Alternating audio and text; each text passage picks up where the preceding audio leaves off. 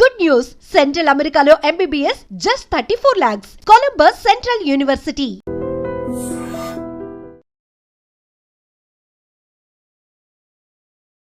నమస్కారం గురుగారు. శ్రీమాత్రే నమః. శ్రీ గురుభ్యో నమః. గురుగారు, మనకు శ్రావణ మాసం, కార్తీక మాసం తీసుకుంటే ఆ నెలంతా కూడా మనం ఒక పండగ వాతావరణమే ఉంటుంది. ప్రత్యేకంగా ప్రతి తిథి, ప్రతి నిత్యము కూడా ఏదో ఒక పూజలు, ఏదో ఒక భగవంతుని ఆరాధిస్తూనే ఉంటాం.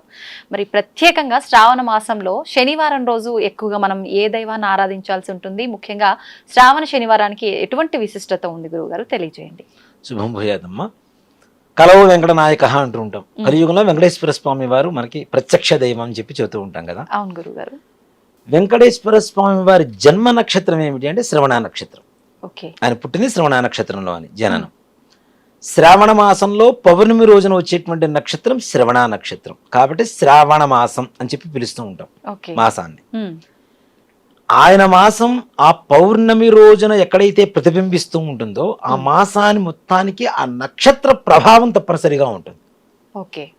అంతకుముందు కూడా మనం చెప్పుకున్నాం, 12 మాసాలకు 12 నక్షత్రాలు వస్తే ఆ నక్షత్ర ప్రభావం మాసమంతా కూడా ఉంటుంది కాబట్టి ఆ మాసానికి ఆ పేరు ఉంటుంది.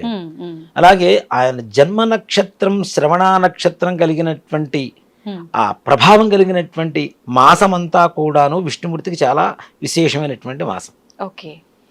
అలాగే శ్రావణ శనివారం, శనివారం అంటేనే వెంకటేశ్వర స్వామి వారు. అలాంటిది శ్రవణ నక్షత్రం శనివారం కలిసి వచ్చిన రోజున కానీ ఇప్పుడు కూడా చూడండి, మనకి ప్రతి శ్రవణ నక్షత్రానికి కూడాను వెంకటేశ్వర స్వామి వారికి చాలా విశేషమైనటువంటి పూజలు చేస్తుంటారు. ఎక్కడ వెంకటేశ్వర స్వామి వారి దేవాలయం తీసుకున్నా తిరుపతితో సమానంగా మొత్తం. అలాగే ప్రతి ఈ శ్రావణ మాసంలో వచ్చేటువంటి శనివారం ఏదైతే ఉంటుందో వెంకటేశ్వర స్వామి వారికి చాలా ప్రీతికరమైనటువంటి రోజులుగా చెప్పుకోవచ్చు. 7 శనివారాల వ్రతం అని ఒక వ్రతం ఉంటుంది వెంకటేశ్వర స్వామి వారికి. 7 కొండలు కదా, 7 శనివారాల వ్రతం అనేటువంటిది ఒక విశేషమైనటువంటి వ్రతం. ఈ వ్రతాన్ని ఎప్పుడు ప్రారంభించాలి అంటే శ్రావణ మాసంలో వచ్చేటువంటి శనివారం రోజున ప్రారంభించాలి అనేటువంటిది ఒక నియమం. అది ఎప్పుడైనా చేసుకోవచ్చు, కానీ శ్రావణ మాసంలో ఇంకా ఉన్నతమైనటువంటి ఫలితాన్ని ఇవ్వడానికి అవకాశం ఉంటుంది. ఈ 7 శనివారాల వ్రతం చేసేటువంటి వాళ్ళు శనివారం రోజున, మొట్టమొదటి శనివారం రోజున ప్రారంభించుకుంటే మనకి చివరి వచ్చేసరికి భాద్రపద మాసంలో 7 శనివారం వస్తుంది. దానివల్ల ఇదేం లేదు. కానీ 4 శనివారాలు మనం శ్రావణ మాసంలోనూ పూజ చేస్తూ ఉంటాం.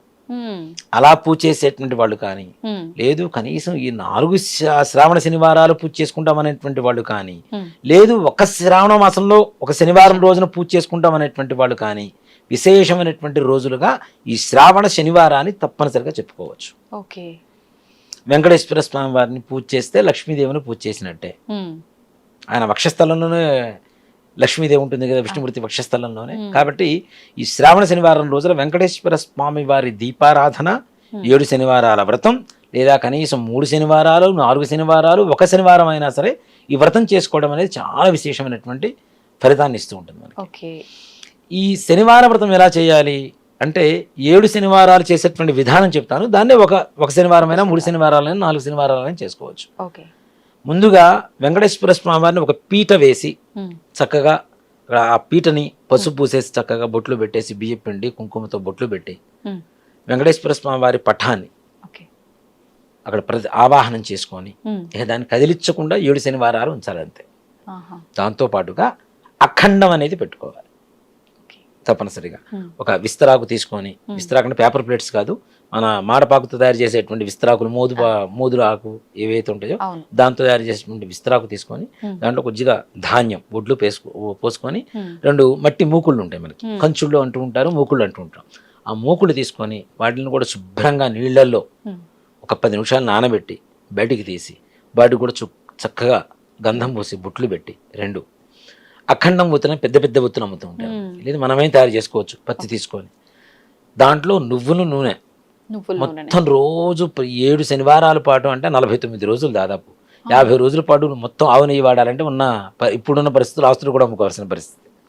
కాబట్టి నువ్వుల నూనె తీసుకొని కనీసంగా ఈ అఖండం ఒత్తులు 2-3 నానవేసుకొని దాంట్లో అఖండం వెలిగించుకొని వెంకటేశ్వర స్వామి వారిని పఠంతో పాటు కలశం ఒకటి ఆవాహన చేసుకొని బ్రాహ్మణి పిలిపించుకొని చక్కగా శ్రీ అలవేలు మంగా సమేత శ్రీ వెంకటేశ్వర స్వామి వారిని ఆవాహనం చేసుకొని ఆయనకి మనం ఎక్కువగా దీపారాధన, మనం ఈ అఖండం దీపారాధన పెట్టినా చలివిడితో తప్పనిసరిగా దీపారాధన చేస్తాం మనం. ఓకే. ఏదైతే బియ్యపిండి బెల్లం కలుపుతామో దాంట్లో నీళ్ళు కలుపుకొని ముద్దుగా చేసుకొని దాన్ని ప్రమిదిగా తయారు చేసి దాంట్లో ఆవు నెయ్యి వేసి ఒక ఒత్తి వేసి దీపారాధన చేస్తాం. దీంతో పాటుగా ఈ వెంకటేశ్వర స్వామి వారి పఠం, కలశం, వీటితో పాటుగా వెంకటేశ్వర స్వామి వారు అంటే మనకి ఏం గుర్తుకొస్తుంది? ఫస్ట్ నామం గుర్తుకొస్తుంది, తిరునామం. కాబట్టి చక్కగా ఈ పఠం పైన పసుపుతో కొద్దిగా పూసేసి మంచిగా కుంకుమతో నామం పెట్టుకొని ఇంట్లో దేవుడిని ఎక్కడైతే ఆవాహన చేస్తున్నామో అక్కడ పెట్టేసుకొని స్వామివారికి అష్టోత్తరం పూజ చేసుకొని చక్కగా ఈ వ్రత కథ ఉంటుంది. ప్రతిరోజు పూజ చేయాలి. మామూలుగా షోడశోపచార పూజలు చేసుకోవాలి. ప్రతి శనివారం మాత్రం అష్టోత్తరం పూజ చేసుకోవాలి. ప్రతినిత్యం నివేదన పెట్టాలి. ఈ శనివారం రోజున స్వామివారికి మనం బెల్లం పాయసం ఏదైతే చేస్తామో పాయసంతో పాటుగా స్వామివారికి ప్రీతికరం కాబట్టి అవకాశం ఉంటే లడ్డూ పెట్టవచ్చు, లేదు అంటే ఈ పాయసం పెట్టేసి నివేదన పెట్టేసి అష్టోత్తరం పూజ చేసుకోవాలి. ఎక్కువగా విష్ణుమూర్తికి అక్షతలతో పూజ చేయకూడదు. విష్ణుమూర్తి ఎలా ఉంటాడు అంటే స్తుతిమెత్తని శరీరం. అక్షతలు విసిరేసినప్పుడు ఆయన చర్మానికి తగిలితే చురుకు పుడుతుందట. అలా విష్ణుమూర్తికి ఎక్కువగా అక్షతలతో పూజ చేస్తే వచ్చే జన్మలో అదే బియ్యంలో పురుగులుగా పుడతారని చెప్పి శాస్త్రం. కాబట్టి విష్ణుమూర్తికి తులసీ దళాలు స్థితిమెత్తగా ఉంటాయి కదా, తులసీ దళాలతో పూజ చేసుకోవడం, అవకాశం ఉంటే పుష్పాలతో పూజ చేసుకోవడం ప్రతి నిత్యం కూడా. చక్కగా ఇంట్లో మనం ఎలా అయితే నిత్యం స్నానం చేసి భోజనం చేస్తామో ఈ 49 రోజులు కూడాను, 7 ఏళ్ళు 49 రోజులు అవుతుంది. ఈ 49 రోజులు కూడా చక్కగా ప్రతిరోజు స్వామివారికి పూజ చేసుకోవడం, శనివారం రోజున ఈ చలివడి దీపం పెట్టడం, పాయసం నివేదన పెట్టడం, పానకం వడపప్పు నివేదన పెట్టడం, ఈ వ్రత కథ చదువుకోవడం. అలా 7 శనివారాలు పూర్తి చేసుకొని 7వ శనివారం రోజున అవకాశం ఉంటే వెంకటేశ్వర స్వామి వారికి కానీ విష్ణుమూర్తికి కానీ కళ్యాణం చేయడం అనేది ఆనవాయితీ. అవకాశం లేదు, మేమంతా ఖర్చు పెట్టుకోలేము, కనీసం స్వామివారికి సహస్రనామార్చన, విష్ణు సహస్రనామం ఉంటుంది. వెంకటేశ్వర స్వామి వారి సహస్రనామార్చన చదవాలంటే దాదాపు ఒక రోజు పడుతుంది. అంత కఠినమైనటువంటి అక్షరాలు ఉంటాయి, పదాలు ఉంటాయి. అష్టోత్తరం కూడా చాలా కఠినమైనటువంటి పదాలే. కనీసం ఆడియో పెట్టుకొని అయినా సరే చక్కగా పూజ చేసుకుంటూ, ఇప్పుడు ఉండేటువంటి కాలమానాన్ని బట్టి చెప్తున్నాను నేను, ఇలానే చేయమని కాదు, ఆడియో పెట్టుకొనే చేయమని కాదు. అవకాశం ఉంటే మాకు తెలుగు వచ్చి మంచిగా స్పష్టంగా చదవగలుగుతా ఉంటే తెలుగు చక్కగా అష్టోత్తరం పూజ చేసుకొని తులసీ దళాలతో పూజ చేసుకోవటం. రోజు ఏవైతే పూజ చేశామో ఆ పుష్పాలని మరుసటి రోజు పొద్దున్నే తీసుకున్న తర్వాత వడబడవు. ఎట్లాగూ శ్రావణ మాసంలో మనకి వర్షాకాలం ఉంటుంది కాబట్టి పుష్పాలు తొందరగా వాడిపోయేటువంటి పరిస్థితులు ఉండవు. ఆ పుష్పాలను చక్కగా మాల కట్టుకొని ఇంటికి తోరణంలాగా కట్టుకోవడం, రక్ష చక్కగా తులసి కూడా దాంట్లో ఉంటుంది కాబట్టి అక్కడి నుంచి వచ్చేటువంటి గాలి కూడాను మన ఆరోగ్యానికి చాలా ఉపయోగపడేటువంటి గాలిగా ఉంటుంది కదా. కాబట్టి స్వామివారికి పూజ చేసి తోరణం కట్టుకుంటూ నిత్యం కూడాను ఇంట్లో 49 రోజులు కూడాను ఒక పవిత్రమైనటువంటి దీక్షతో వెంకటేశ్వర స్వామి వారికి పూజ చేస్తే వెంకటేశ్వర స్వామి వారు లక్ష్మీదేవి సహితంగా భూ శ్రీదేవి సమేతంగా మీ ఇంట్లో తిష్ట వేసుకొని కూర్చుంటాడని చెప్పడంలో ఏమాత్రం కూడా సంశయం లేదు. అంత విశేషమైనటువంటి మాసం, వారం, నక్షత్రం కూడా పౌర్ణానికి వస్తుంది, శ్రవణ నక్షత్రం. కాబట్టి చాలా విశేషమైనటువంటి మాసంగా ఈ శ్రావణ శనివార వ్రతాన్ని చేసుకొని వెంకటేశ్వర స్వామి వారి అనుగ్రహం పొంది ఈ 7 శనివారాలు పూర్తయిన తర్వాత వెంకటేశ్వర స్వామి వారి దగ్గర మనం వెళ్తాం అని అనుకోండి, ఆయన లక్కుని వెళ్ళిపోతాడు ఇక్కడి నుంచి, గ్యారంటీ. ఆయన దర్శనాన్ని అనుకుంటే చాలు, అంతే. ఆయన అనుగ్రహం ఒకసారి కలిగిందంటే చూడండి, మీకు తిరుపతిలో రోజు మొత్తం మీద స్వామి వారి మీద నుంచి ఒక పుష్పం జారువాలి కింద పడుతూ ఉంటుంది ప్రతిరోజు కూడా. అది ఏ భక్తుడు వచ్చినప్పుడు పడుతుందని ఎవ్వరని చెప్పాలి. భగవంతుడు దృష్టి మన మీద పడింది, వాడి జాతకం ఆ రోజు నుంచి మహర్జాతకం మారిపోతుంది. అది ఎవరు వచ్చినప్పుడు అనేది ఎవ్వరు చెప్పలేరు. కట్టిక పేదవాడు కావచ్చు, రేపో మాపో చనిపోయేటువంటి అనారోగ్య పరిస్థితులు ఉండేటువంటి వాడు కావచ్చు, ఏవైనా సరే వారి జాతకం అప్పటి వరకు ఉండేటువంటి కష్టాల నుంచి మొత్తం పరిపూర్ణంగా మారిపోయి వాడి జీవితం ఆ వెంకటేశ్వర స్వామి వారి దేవాలయంలో బ్రహ్మ ముట్టించినటువంటి ఒక దీపం ఉంటుందని చెబుతుంటాం కదా, అలాంటి దీపంలాగా ప్రజ్వలించిపోతూ ఉంటుంది వాడి జీవితం ఆ రోజు నుంచి. ఆయన అనుగ్రహం అంత విశేషంగా ఉంటుంది. మనం చూడండి, తిరుపతి దాకా వెళ్ళి దర్శనం చేసుకోకుండా వచ్చిన వాళ్ళు చాలా మంది ఉంటారు. తిరుపతి వెళ్ళడానికి ప్రయత్నం చేసి విఫలమయ్యేటువంటి వాళ్ళు చాలా మంది ఉంటారు. అక్కడ మనకి డబ్బులు ఉందా లేదా తీసి పక్కన పెడితే కొంతమందికి స్వామి వారికి పిలిపించుకుంటాడు ఆయన.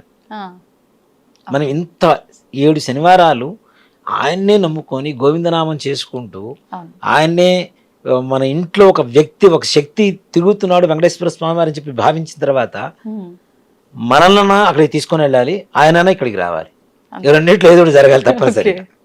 కాబట్టి ఇలా చేయడం అనేది శ్రావణ శనివారాలు వెంకటేశ్వర స్వామి వారికి పూజ చేయడం అనేది చాలా విశేషమైనటువంటి సంకల్ప సిద్ధిని ఇస్తుంది తప్పనిసరిగా. ఇప్పుడు 7 వారాలు చేస్తున్నాం అనగానే ఆడవాళ్ళలో ముఖ్యంగా పూజలు అనగానే చాలా రకాల డౌట్లు. ఈ 7 వారాలు నియమాలు పాటించాల్సి ఉంటుందా? ఎటువంటి నియమాలు పాటించాలి? నిజంగా చెప్పాలి అంటే 49 రోజులు నియమంగా ఉంటే ఉత్తమం. ఉండలేనటువంటి వాళ్ళు కనీసం శనివారం అయినా సరే నియమంగా ఉండడం అనేది, తలస్నానం, నేలపడక, ఒక పూట భోజనం, ఒక పూట అల్పాహారం, ఇవి తప్పనిసరిగా చేయాలి. కనీసం శనివారం తప్పనిసరిగా చేయాలి.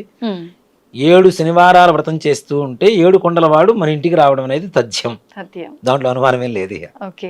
స్వామివారే స్వయంగా రావాలనుకుంటే ఖచ్చితంగా మనం నిష్టగా చేస్తే చాలు, మనల్ని ఆయనైనా పిలిపించుకుంటాడు, మన దగ్గరకు ఆయనైనా వస్తాడు.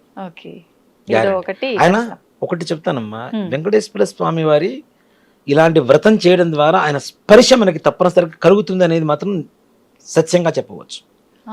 ఇప్పుడు రోగం ఉంది, ఒక భర్త కోసం భార్య చేసింది, ఆయన మంచం మీద కదలలేడు, కానీ వెంకటేశ్వర స్వామి వారు అలాంటి వారిని స్పృశించి వాళ్ళ అనారోగ్య పరిస్థితి నుంచి ఆరోగ్యవంతులుగా మార్చడం అనేది మాత్రం తప్పనిసరిగా జరుగుతుంది. అలాంటి వ్రతమే ఈ 7 శనివారాల వ్రతం శ్రావణ మాసంలో చేయడం అనేది ఇంకా విశేషం. ఓకే, సంతోషం గురుగారు, చాలా చక్కగా వివరించారు. శ్రీమాత్రే నమః. శ్రీ గురుభ్యో నమః.